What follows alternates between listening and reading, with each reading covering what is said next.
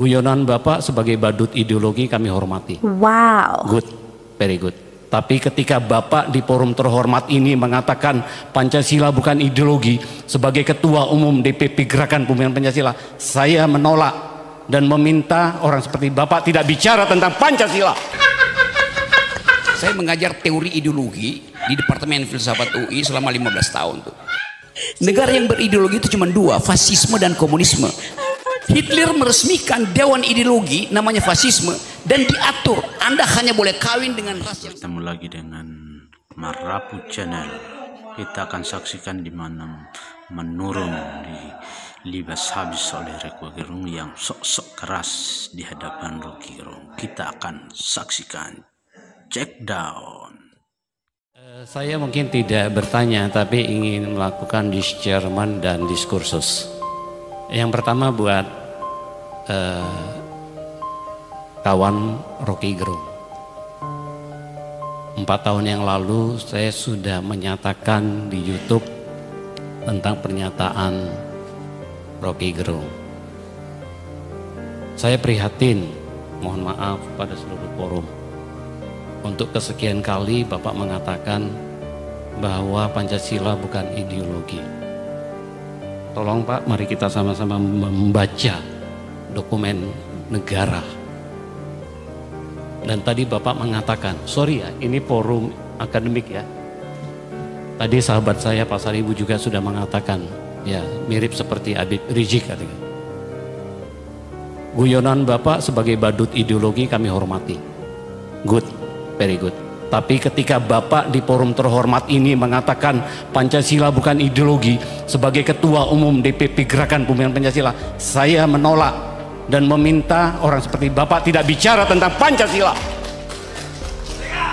Tolong Pak, camkan Pancasila, pidato Soekarno 1 Juni 1964. Saya membaca kalimatnya saja supaya tidak kesekian kali Pak di YouTube. 4 tahun yang lalu saya sudah ngomong supaya kita tidak gelap ideologi Bapak. Kita datang ke sini, saya hormat sekali dengan kongres ini.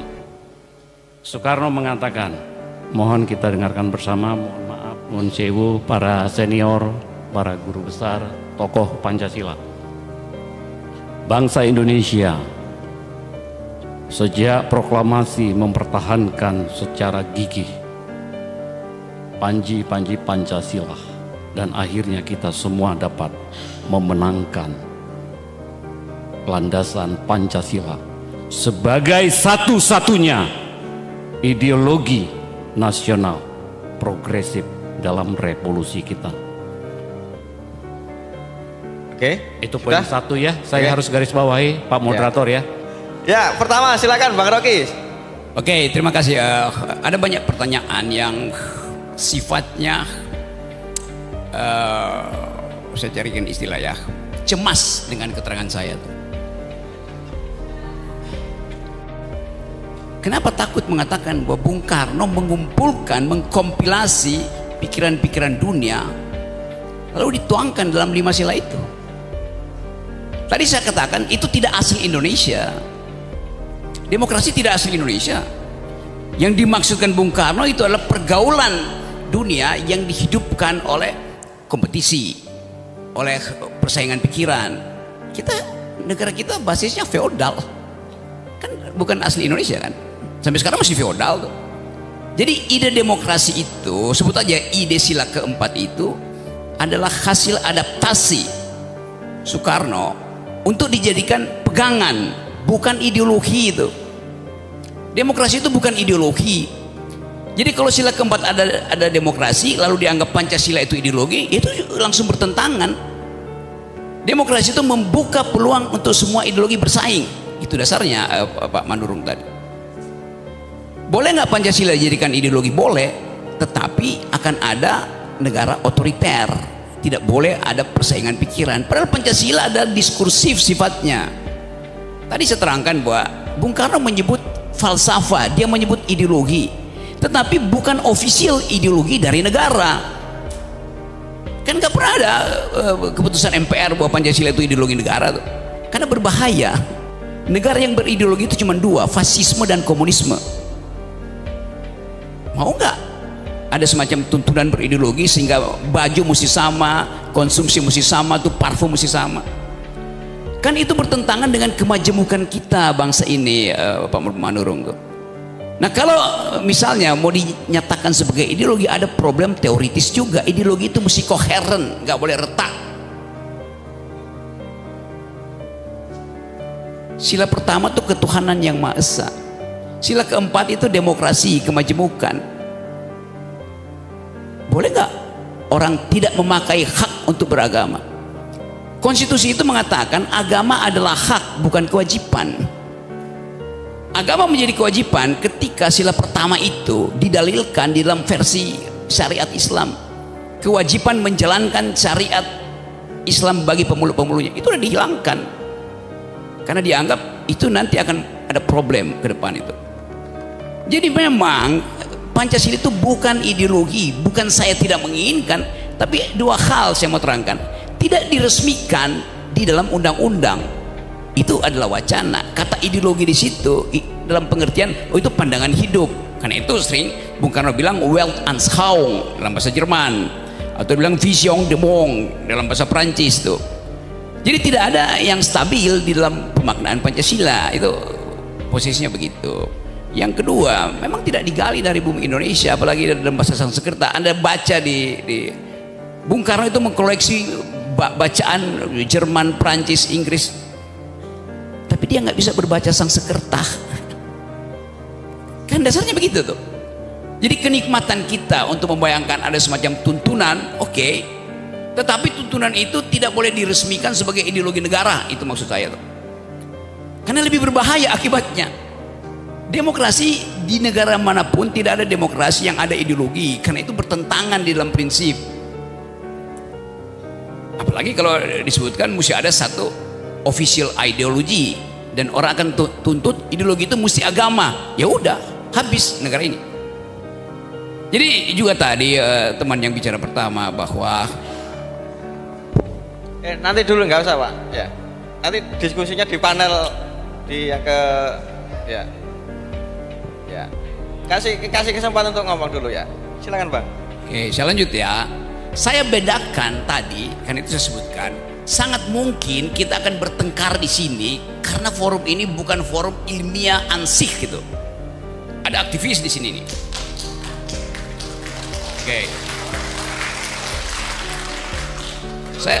Oke.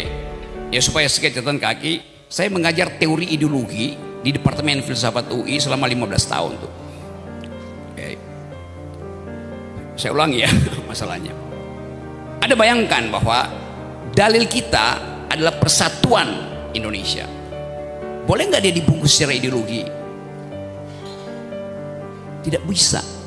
Karena persatuan itu datang dari ontologi kemajemukan. Dari awal negeri ini majemuk, oleh karena itu diperlukan persatuan. Jangan dibalik, demi persatuan tidak boleh ada kemajemukan. Itu bahayanya berpikir secara ideologis. Dapat nggak poin itu? Tentu Anda marah karena kok nggak ada panduan ideologi, apalagi bikin dewan ideologi. Hitler bikin itu. Hitler meresmikan dewan ideologi namanya fasisme, dan diatur Anda hanya boleh kawin dengan ras yang sama. Itu aturan ideologi ketat sekali. Jadi sekali lagi kita boleh anggap bahwa Bung Karno berhasil membaca kecenderungan dunia dan dia ambil saripatinya itu. Bahkan dia rumuskan, ya kalau nggak 3-1 gotong royong. Bagaimana ada ideologi gotong royong? Jadi kita mesti lihat kecerdasan Bung Karno atau kecerdikan Bung Karno untuk menaturalisasi ideologi-ideologi dunia. Nah itu gampangnya. Istilah naturalisasi lagi keren hari-hari ini. Iya. Naturalisasi. Kan itu dasarnya kan. Kita baca, kalau saya bikin tafsir, dari mana Bung Karno punya ide tentang keadilan sosial? Dia membaca Marxisme. Dari mana Bung Karno punya pengetahuan tentang nasionalisme? Sila pertama. Dia pasti baca Immanuel Kant tentang unity of reason. Dia baca San Min Chui. Banyak yang dia baca. Dari mana dia baca kemanusiaan yang adil beradab? Dia pasti baca Rousseau tentang kedaulatan rakyat. Jadi Bung Karno membaca banyak literatur. Nah kita tidak mau membaca dan hanya mengupayakan sesuatu yang udah final gitu. Itu yang paling saya jengkel. Saya berkali-kali diundang oleh BPIP juga untuk mari kita di Pak Rocky ikut seminar tentang Pancasila tuh. Oke. Temanya apa? Pancasila sudah final. Udah final ngapain didiskusikan? kan dungu namanya.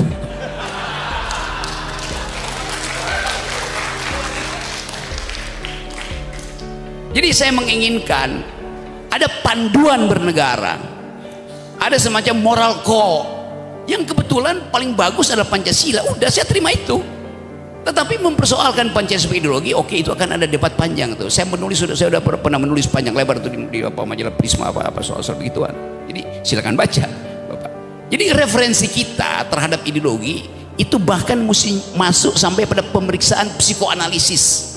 Saya mesti kasih lakang di situ, saya kasih Althusser, saya kasih macam-macam tuh, supaya terlihat bahwa itu ideologi itu, dan itu tidak mungkin. Satu waktu mungkin ada orang yang berpikir, ya lebih baik Pancasila itu dibiarkan terbuka daripada ditutup sebagai asas tunggal. Itu yang dilakukan oleh Pak Harto. Pancasila ditutup dalam versi Soehartoisme, itu dasarnya. Di negara-negara Afrika juga banyak mencari root, mencari akar, apa sebetulnya akarnya, macam-macam tuh. Ada yang disebut Mobutuisme, karena waktu itu Mobutu Seko adalah pemimpin Zaire itu. Jadi terlihat bahwa kita punya semacam kecenderungan untuk mencari sesuatu. Saya terangkan sedikit teorinya. Setiap manusia itu mengalami keretakan self, keretakan jati diri itu. Kenapa dia retak? Karena saya akan mencari figur di atas saya, sementara saya dikejar oleh figur di bawah saya. Retak saya, saya nggak tahu orientasinya kemana itu. Jadi biarkan kita hidup di dalam keretakan itu. Nah, keretakan itu kan semacam kutukan bahwa kita manusia, maka kita retak, self kita retak, fragile. Jadi itu dasarnya. Jadi sekali lagi, dalam demokrasi, di dalam republik, ide common good itu tidak boleh dibasiskan pada satu ideologi. Itu dasarnya tuh. Nah, itu yang menyebabkan ada persaingan pikiran, itu yang menyebabkan kita terbuka untuk berargumentasi itu. Kita pakai bahasa dan boleh aja pakai tekanan-tekanan, agak marah boleh, tetapi kita balik pada akal sehat lagi tuh, bahwa semua yang didalilkan itu harus diperhatikan logikanya tuh. Jadi saya kira itu, dan saya percaya bahwa teman-teman akan merumuskan kembali percakapan ini supaya kita bawa pada forum-forum yang lebih luas tuh. Yang penting bagi saya ada transaksi argumen di sini, bukan kita produksi sentimen. Dan saya percaya kalau kita keluar dari sini dalam 2 hari ini akan ada bekal pengetahuan di kepala kita, sehingga IQ bangsa ini bisa ditingkatkan oleh pertemuan hari ini.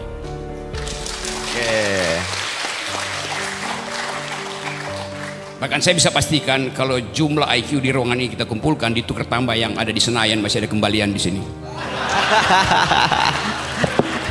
Terima kasih Pak Rocky.